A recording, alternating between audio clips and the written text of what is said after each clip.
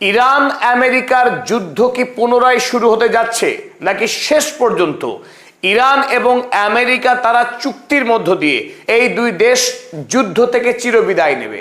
Iran America যুদ্ধের বর্তমান অবস্থা বর্ণনা করার লক্ষ্য নিয়ে আমরা এই ভিডিও নিয়ে হাজির হয়েছি আপনাদের সামনে। গত সপ্তাহে ইসরায়েলের গণহত্যাকারী প্রধানমন্ত্রী বেঞ্জামিন নেতানিয়াহু তিনি আমেরিকার রাষ্ট্রপতি ডোনাল্ড ট্রাম্পের সঙ্গে ফোন আলাপ করেছিলেন, যে ফোন আলাপে বেঞ্জামিন নেতানিয়াহু ডোনাল্ড ট্রাম্পকে আরো একবার বোঝানোর চেষ্টা করেছিলেন যে এখনই সময় ইরানে হামলা শুরু করবার।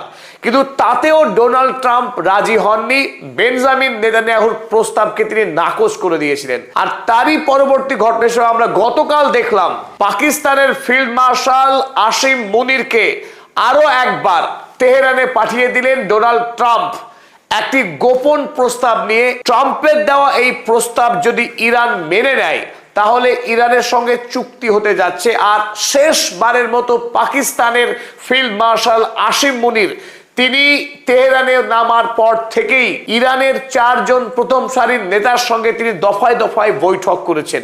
তাহলে কি ইরান আমেরিকার চুক্তি হতে যাচ্ছে? না, এখনো পর্যন্ত যে ইঙ্গিত, ইতিমধ্যেই আসিম মুনির সাক্ষাৎ করেছেন পাকিস্তানের বিদেশমন্ত্রী সৈয়দ আব্বাস আরাগচির সঙ্গে। আপনারা দেখছেন ছবিতে, এই ছবি আজকের সাক্ষাৎকারের ছবি। তারপরে আসিম মুনির সাক্ষাৎ করেন ইরানের পার্লামেন্টের স্পিকার মোহাম্মদ বাকের গালিবাফের সঙ্গে।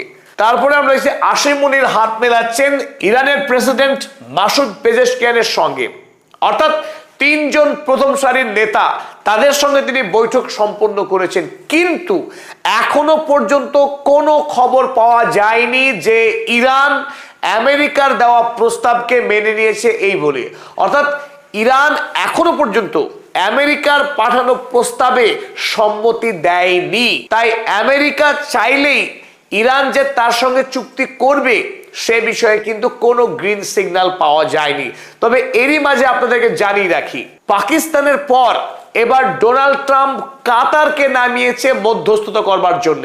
তাই যখন আসিম মুনির ইরানের একাধিক নেতার সঙ্গে সাক্ষাৎ করছেন, সেই সময়ে কিন্তু কাতারের একটি প্রতিনিধি দল তারাও তেহরানে উপস্থিত হয়েছেন এবং তারাও এই একাধিক নেতার সঙ্গে সাক্ষাৎ করেছেন।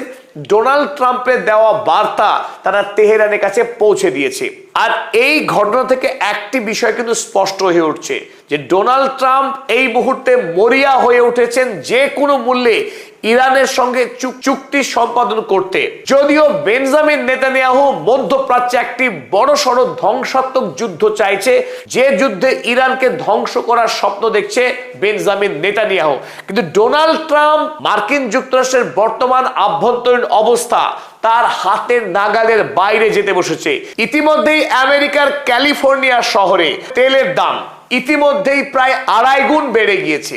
আর তেলের দাম বাড়ার ফলে আমেরিকার নিত্য প্রয়োজনীয় সামগ্রীর দাম আকাশ ছোঁয়া। অথচ এই পরিস্থিতিতে ডোনাল্ড ট্রাম্পকে মিড টার্মের ইলেকশনের প্রস্তুতি নিতে হচ্ছে।